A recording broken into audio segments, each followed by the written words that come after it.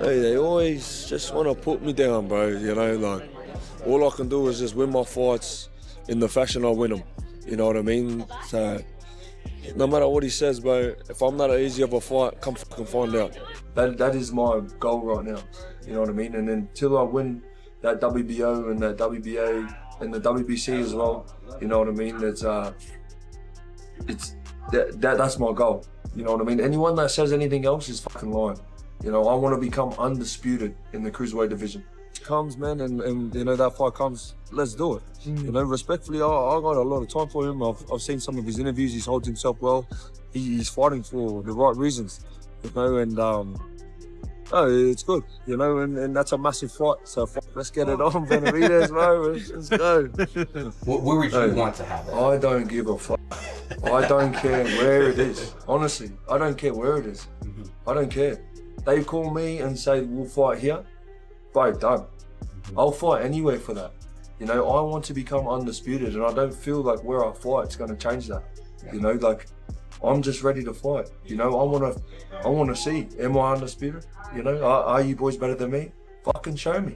Jai Opetaia steps forward with a bold message, declaring he wants all of David Benavidez's belts in a high-stakes Cruiserweight Unification showdown. Opetaia says no one can dictate his path, choosing his division freely while staying open to Bivol and Benavidez challenges. You know, like, I keep talking about this heavyweight, and then they all get excited and they're trying to rush me to go, oh, just go. No, shut up. This is my life. You know, I've always wanted to be undisputed. And, you know, I feel like I'm close to getting there as a cruiserweight. And then once I tick that box, who knows what's in the future? You know, whether we go heavyweight, whether, you know, there's a couple big names in the light heavy that's saying they want to come up and fight me. You know, they're talking about Bivol, Benavidez, like these big fights are just, they're around, you know, or we could go up to heavyweight.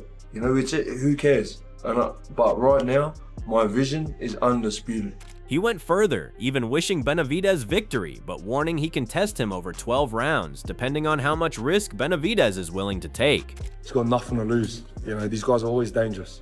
You know, but he can go out on his sword and be proud of it. So, you know, these are dangerous fights. You know, so, man, we're prepared for it. You know, we're prepared for a dangerous 12 rounds. And we're fucking ready for a dangerous 12 rounds. You know, it's not just me in danger, it's him as well. So, you know, how tough is he? You know, how much risk does he want to take? Addressing Benavidez on his comments about him joining Zuffa boxing, Opetaia calls it ridiculous, saying it's a way to avoid risk, while insisting Cruiserweight Unification remains his true target. Honestly, though, there is a lot of politics. Yeah. My job's to win fights. I believe if I just keep winning the fights, the unifications have to come. All I've got to do is my job. You know, the best have to fight the best eventually. You know, so I don't get involved with the politics or you know, he's arguing with him, this and that. Let's just get these fucking fights over the line. You know what I mean? This is why we're here. You know, we want the big fights, do it for the fans. Don't you all want to see me versus Zerto? You know, don't you all want to see unification fights?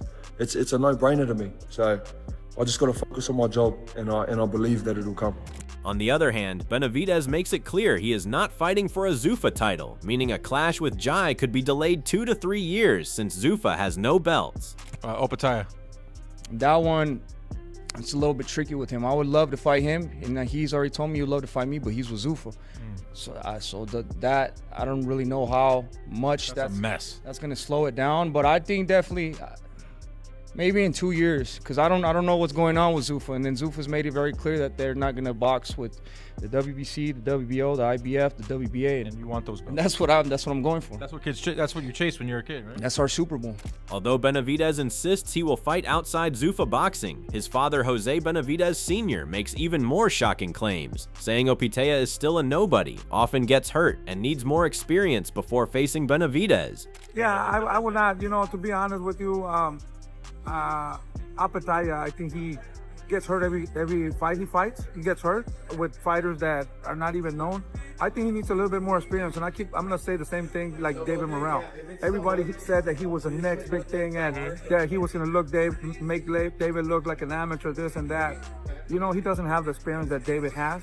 I think he is going to be better in about 3-4 years more. You know, I think he's lacking off experience a little bit more. Don't get me wrong, he's a good fighter. He is going to be a great fighter. But right now, he doesn't have the experience that David has. You know, I see Bivol and Zurdo Ramirez more dangerous than Opetaia. Stepping into the conversation, Andre Ward insists that the fight between Jai Opetaia and David Benavidez is the right one to make at this moment. And I like the fight with Jai. I think the Jai Opetaia fight at cruiserweight is the fight for me. That's the fight that I want to see. Jai has been the man at that weight class for a very long time.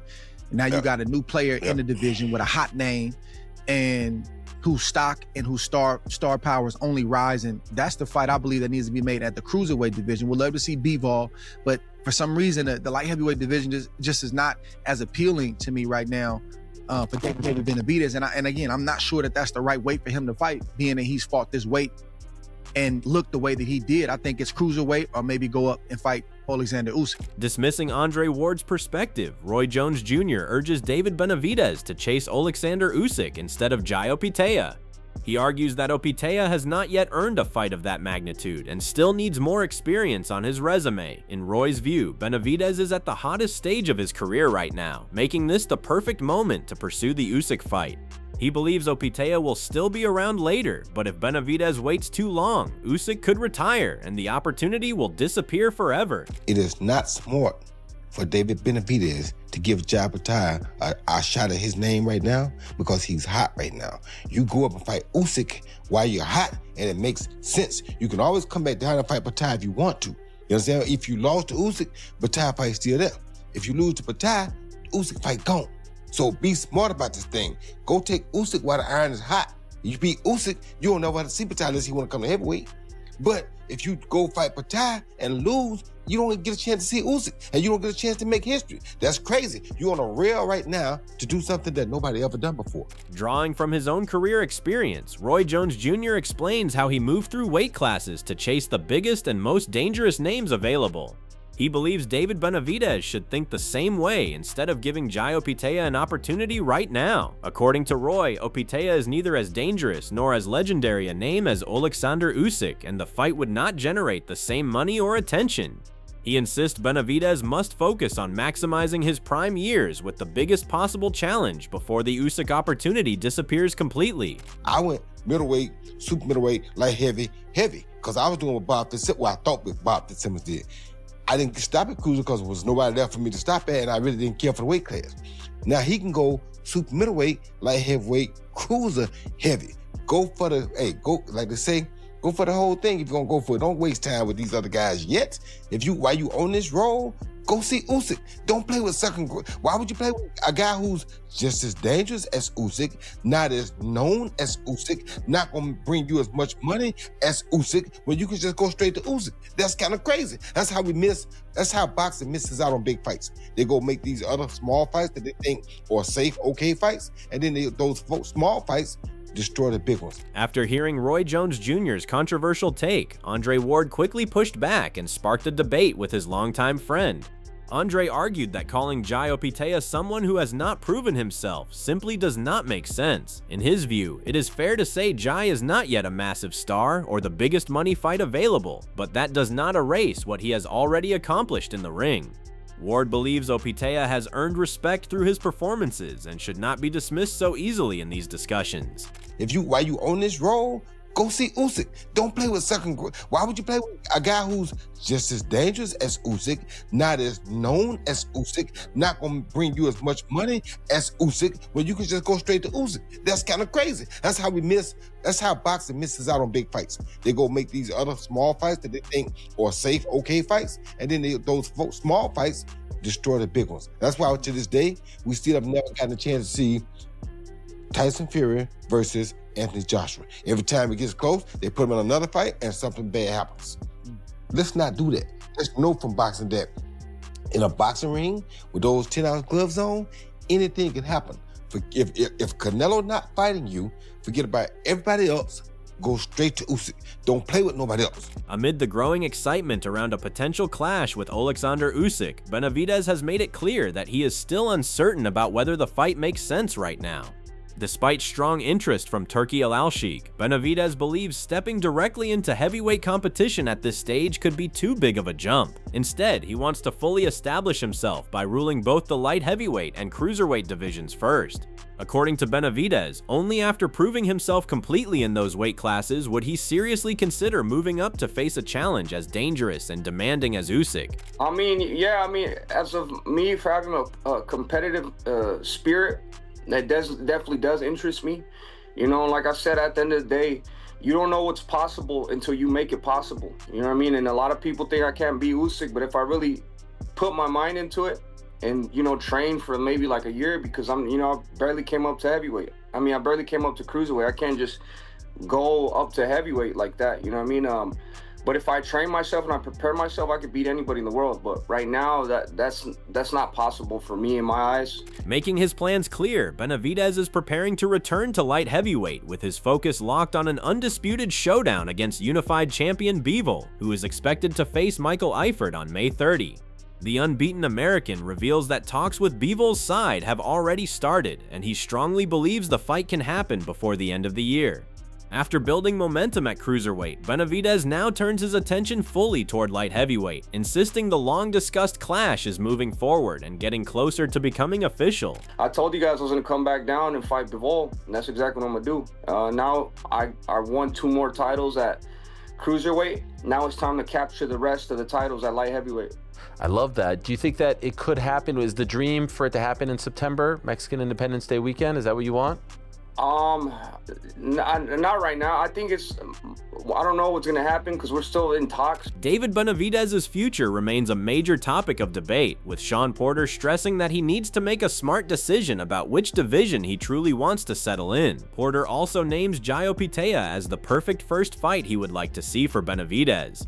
He believes Dimitri Bivol would actually deal with a more difficult style against Benavidez than he faced against Artur Beterbiev. At the same time, the ongoing tension between Bivol and Beterbiev continues to shape the division and keep every possible matchup uncertain. At that weight class, I personally want to see the fight against Opetaia. I personally want to see the fight against Bivol. Bivol, you're still around, and since you're still around, not that we're feeding you to the wolves, but this guy I think is young, vibrant, and probably would be, in a lot of ways, a tougher fight than Benavidez. Or I'm sorry, than. Of course, remember I've been saying that. I'm good on the trilogy, man. Let Benavidez get his shot. Talking about a potential Benavidez versus Bivol clash, Shawn Porter believes this matchup offers far more excitement than a third fight between Bivol and Artur Beterbiev. Porter explains that Beterbiev's style is more direct and easier to prepare for, while Benavidez creates chaos with pressure, combinations, and non-stop aggression. He feels both Benavidez and Bivol possess the tools to seriously hurt one another, which raises the intensity of the matchup. According to Porter, that constant danger on both sides is what makes this the most compelling fight currently available in the division. Styles make fights.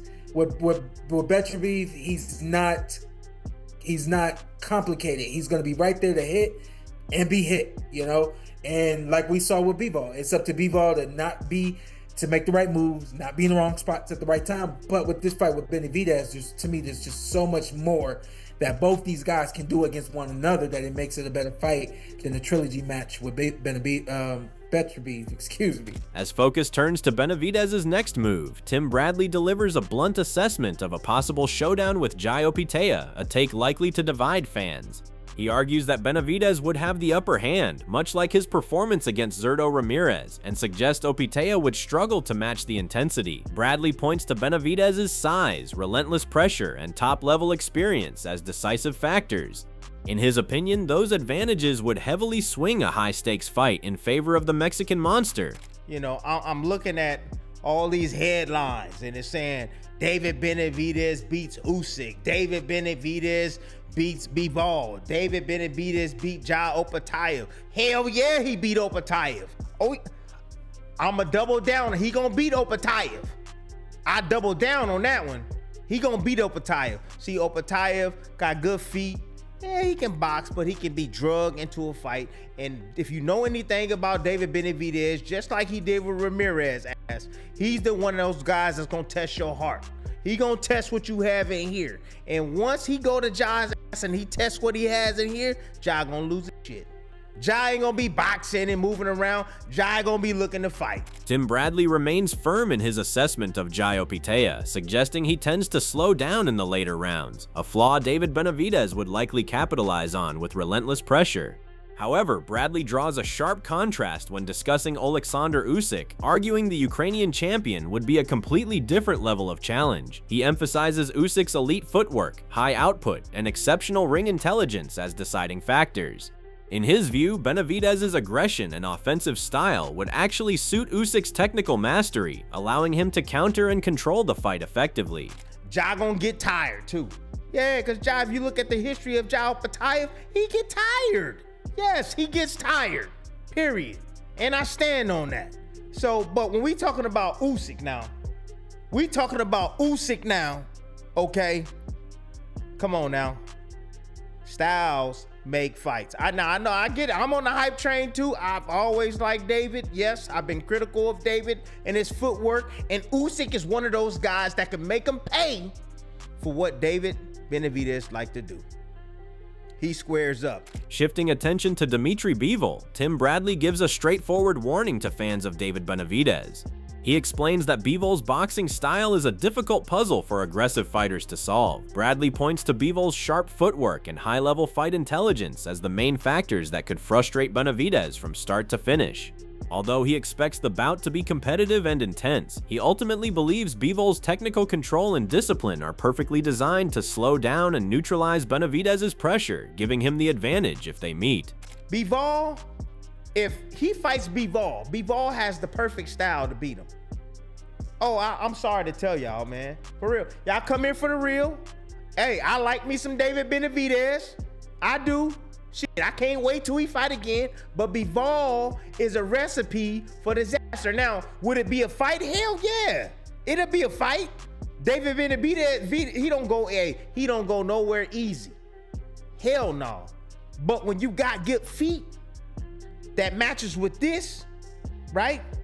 And you understand the sweet science. As talk around a possible Benavidez versus Bivol fight keeps growing, Andre Dirrell offers a direct and critical breakdown of the matchup. He believes the biggest weakness in Benavidez's style will become obvious against someone like Bivol, whom he describes as the final boss of the division.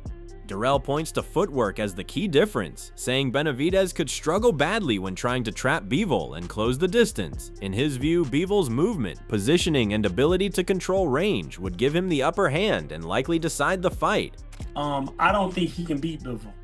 You know, I don't think there's literally like nothing he can do to get the victory. I ain't saying they ain't gonna be close. What I'm saying is, there's nothing he can do to win. I think Bivol will edge him out as far as moving, you know, how David pursues versus how well Bivol moves and punches along with this movement will simply be too much for David. He'll be trying to figure it out. He'll be more determined as each round progresses, right? And he'll never give up. According to Andre Dirrell, Benavidez could enter a fight with Bivol at the very best stage of his career and still come up short in the end. He believes Benavidez may ultimately be remembered as one of the toughest opponents Bivol has faced, delivering a highly competitive and impressive performance throughout the fight. Still, Dirrell expects Bivol to secure the victory through experience and precision.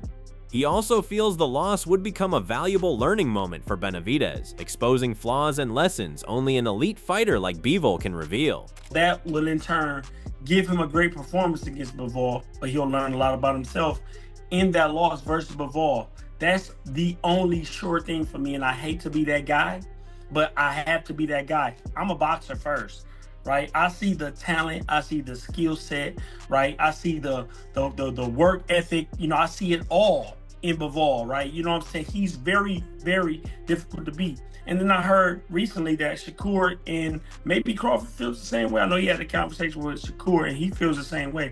But I'm going to tell you like this. And after all the breakdowns, opinions, and heated comparisons, one thing is clear. Every possible matchup here carries its own danger, its own drama, and its own unanswered questions. Whether it is Benavidez chasing greatness across divisions or top names like Bivol and Usyk standing in his path, nothing feels simple in this story. Now it is your turn to weigh in. Who really has the edge in these dream fights? Drop your prediction in the comments, like the video, and subscribe for more fight breakdowns like this.